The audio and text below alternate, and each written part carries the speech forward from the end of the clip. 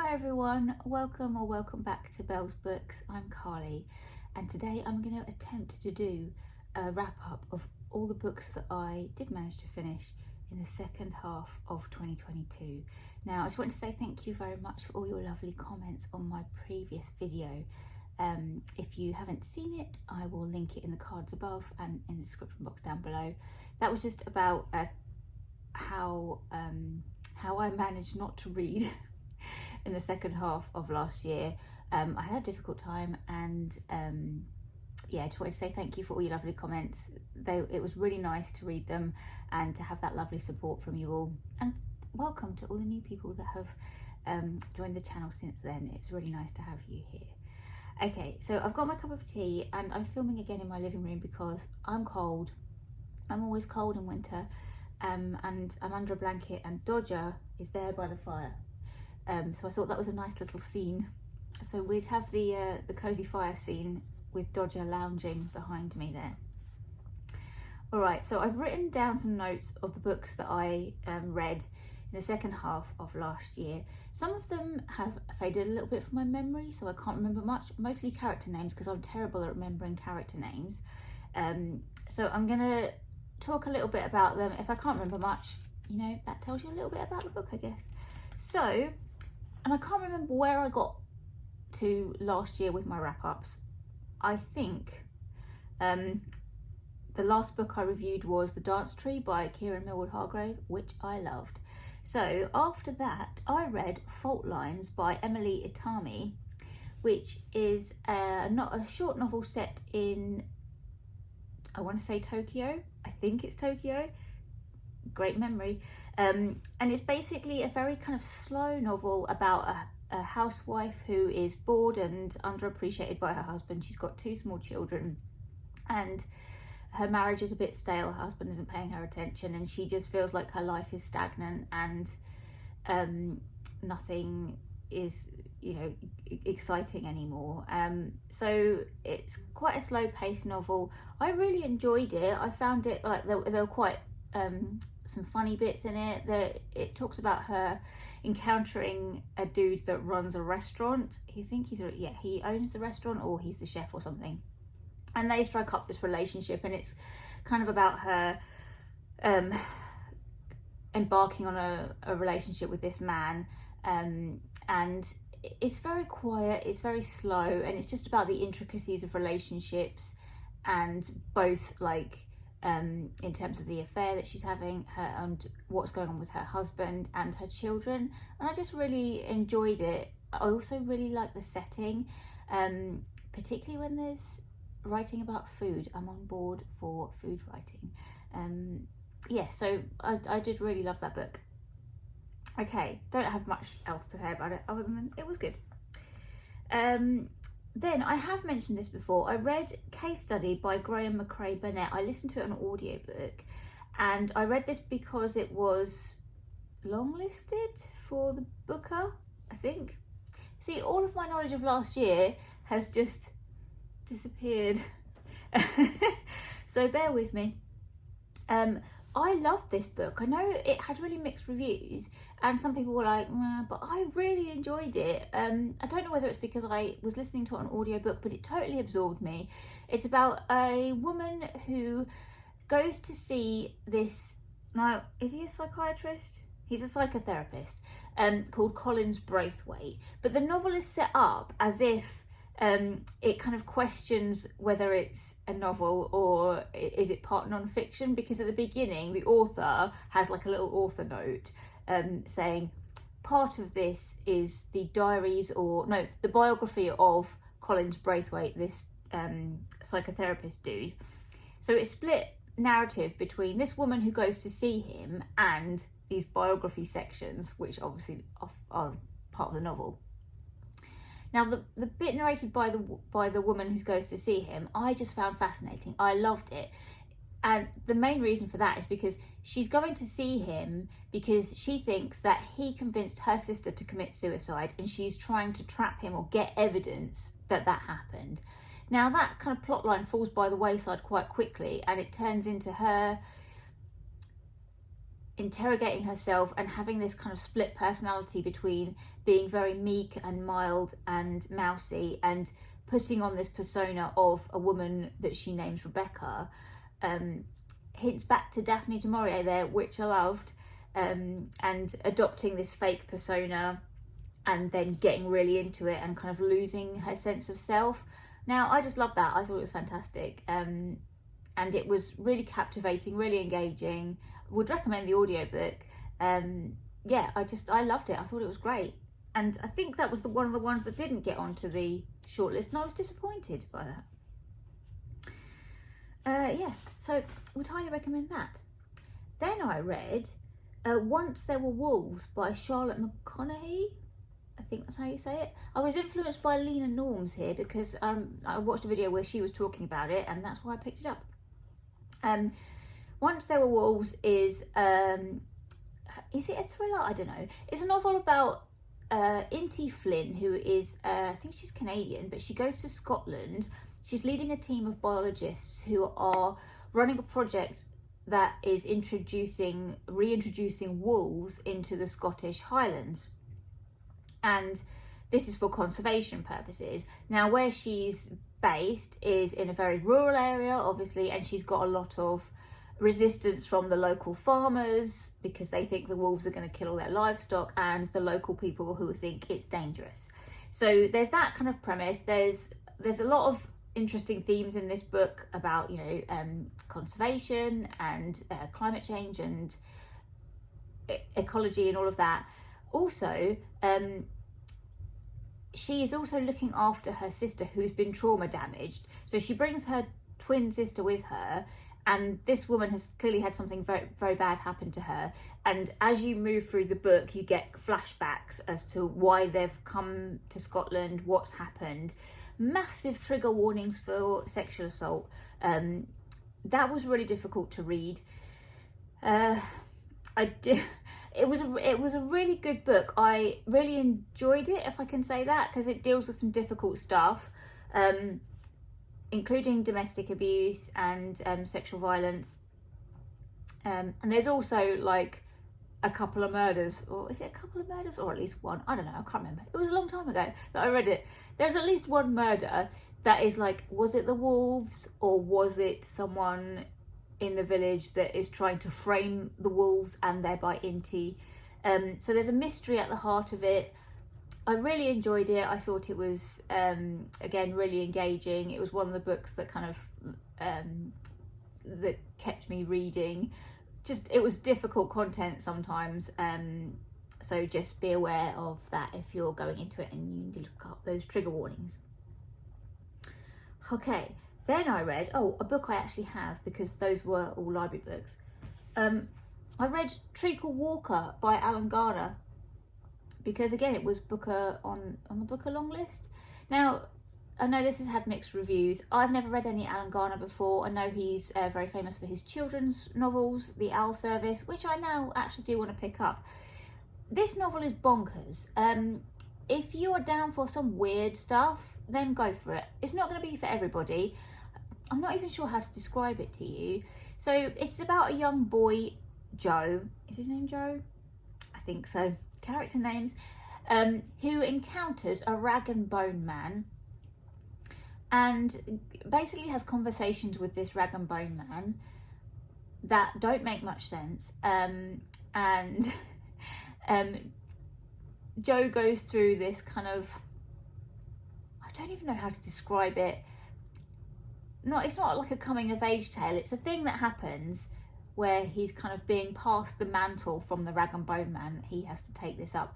Apparently it's about physics and time and space and all of that good stuff, but I just found it a really fun read, mostly because I think I really like the dialect. So it's written partly in not necessarily dialect, but there's a lot of colloquialisms from a particular part of England. So I mean, this might be difficult for American readers, but there are tons of phrases in here that I was familiar with and that I recognised, and I just loved that.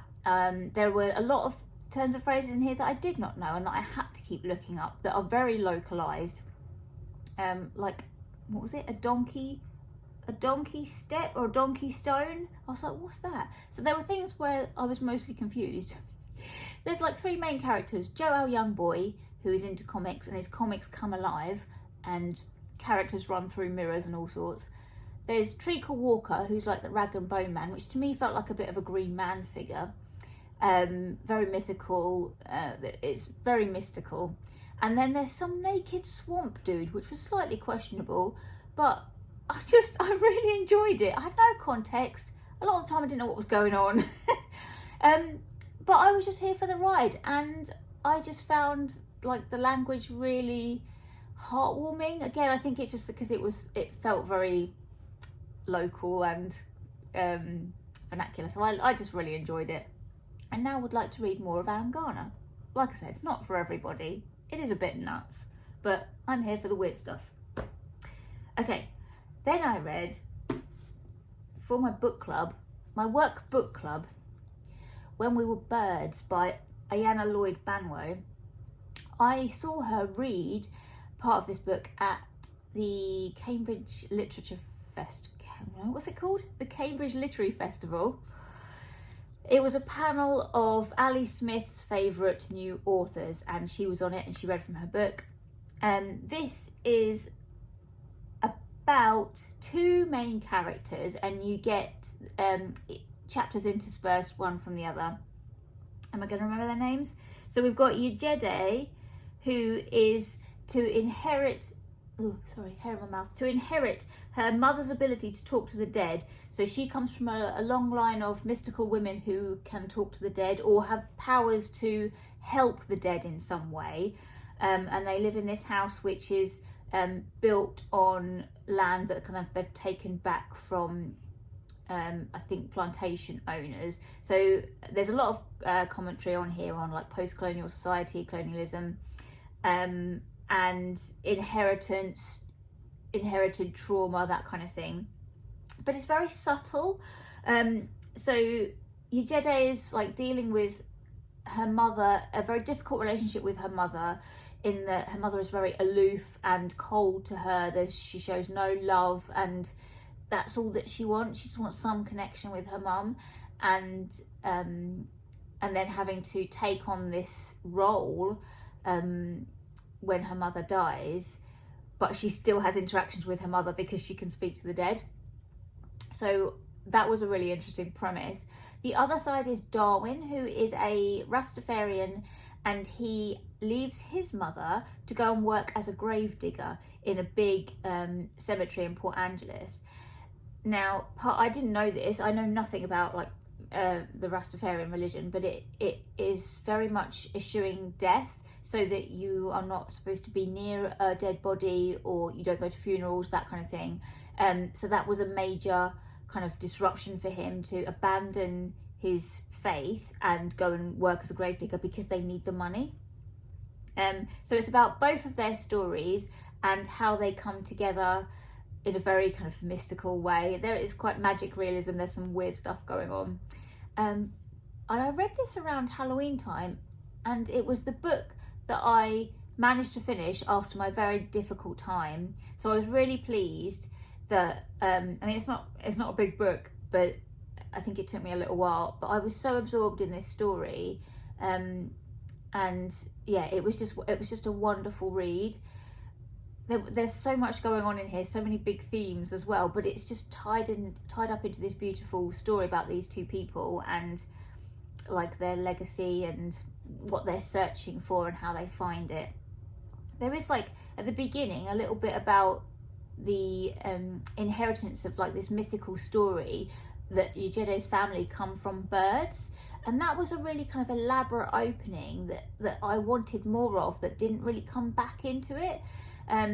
So it's like this kind of almost a Garden of Eden story about how animals all living in harmony, and then man comes to take over and take ownership of the land and the animals, and then the animals all scatter and turn into different things. And I was like, this is really cool. I love these kind of mythical origin stories, and I felt like it was going to come back to that, and it never really did. So that was the only kind of downside, but other than that, the story about these two people was fantastic and kept me totally gripped, and I loved it. Would highly recommend this book. Okay, I'm trying to get through it, guys. Then I read Small Things Like These by Keegan, which is a very small book if you've seen it. It's set at Christmas time. I read it at Christmas. It is about Bill Furlong, who is a coal merchant delivering coal into this very small village that he lives in, and he comes across or stumbles across a young girl that has been very badly treated by the nuns in the local convent, because it is about the Magdalene laundries. If you don't know about the Magdalene laundries, look it up, it's horrendous. But basically it's about how convents, the Catholic Church, would take in young pregnant girls, mistreat them, either sell their babies or put them in, like if they died, they would just do mass burials, treat the girls like skivvies and make them work, not treat them very well, and it was just horrible. There were a lot of women and children that died or that were very badly treated as a result of the Catholic Church. Yay, religion.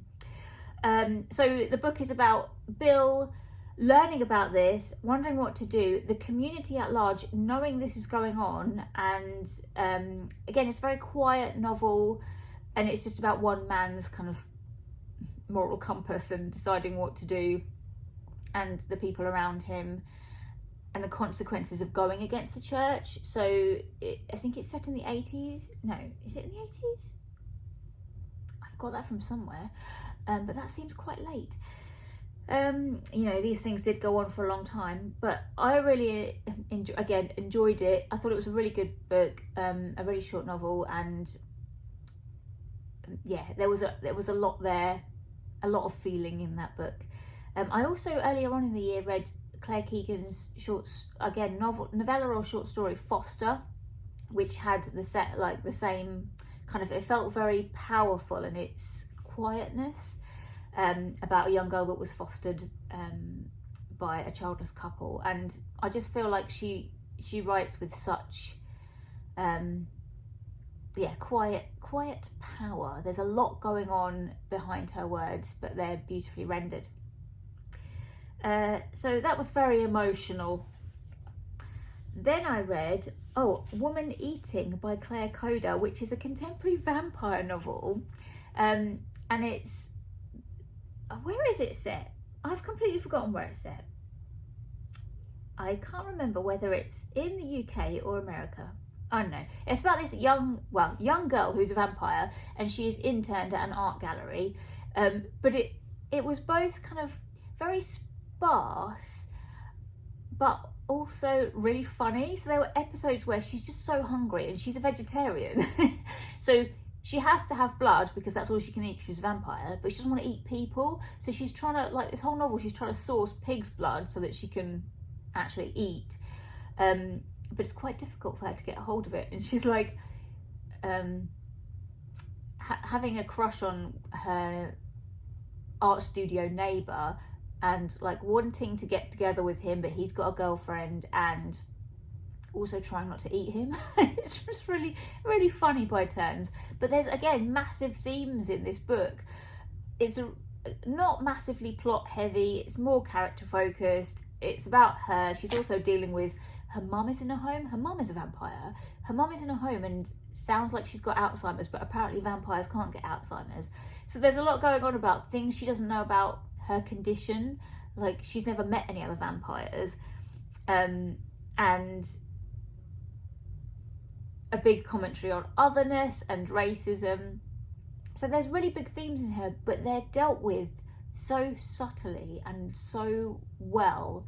I just thought it was a really clever book. I really enjoyed it, and it felt quite, I guess maybe because it's a vampire novel, I don't know, it just felt quite cold because you're very in her head. It's all from her perspective, very insular, and yeah, I just loved it. I thought it was great. There were some really funny bits that actually made me laugh out loud. Dodger's doing a stretch. He loves that fire. Okay, then I read on audiobook The Maidens by Michaelides. I never know how to say his name. which is a dark academia book set in Cambridge. It's a murder mystery. I wanted to read something dark academia. I don't think it was particularly well written. The characters, the plot, you know, it was a bit questionable. But I tell you what I did love, the fact that it was set in Cambridge. I love books that are set in places that I know, and every street he mentioned, talking about the colleges, I was like, I know where that is, I know where that is. I love that. I just find that really comforting in the book. And it was good, it was engaging. Like I said, it wasn't the best plotted, or the characters made questionable decisions. But I just really enjoyed it. For a mystery, it felt probably a bit daft, but I just had a good time with it, and I was kept engaged by the audiobook. Again, it was one of those ones that I felt like, oh yes, because I was reading it when after I'd had a difficult time, so I was just like, finish this book, yeah. Because I was like, it doesn't matter that it's trashy, I just finished a book. So that was good. If you like dark academia, I would recommend. I still haven't read The Secret History, by the way. That's on my TBR, but I've been put off because it's somewhat long. Then the last book of the year that I finished was So Long As You Write, which is it's on women and writing. This is part non-fiction, so it's got snippets of advice, and part fiction. It is edited by the wonderful Kerry Ryan, who is my creative writing teacher. I've done a lot of Kerry's workshops and courses, and she's an absolute babe. I bloody love her. And this is a collection of various pieces. We've got poems, prose, non-fiction, about writing, about women and writing. And I'm a writer, and I love Kerry. And this was just lovely to read, to pick up here and there and read these little snippets. Very inspirational. If you're struggling with your writing, if you are a writer of any kind, I would highly recommend it. It is published by Dear Damsels, who are also one of my favourite publishers. So those are the books I read in the second half of the year. I may have left some out, but I can't remember. Tell me if you read any of them and what you thought, and if you're going to pick any of them up based on my ramblings, which seems unlikely, but there you go. Now I'm going to get back on it. Shall I show you what I'm reading right now? Yeah, it's happening. It's happening. I'll tell you what, I'm having a really good time with it as well. Because I'm still having a bit of a reading funk. Other books are taking me longer, but I'm racing through this. So it is what it is. So I'm going to say goodbye for now from me and Dodger having a wash by the fire. And I will see you very soon in another video. Bye, everyone.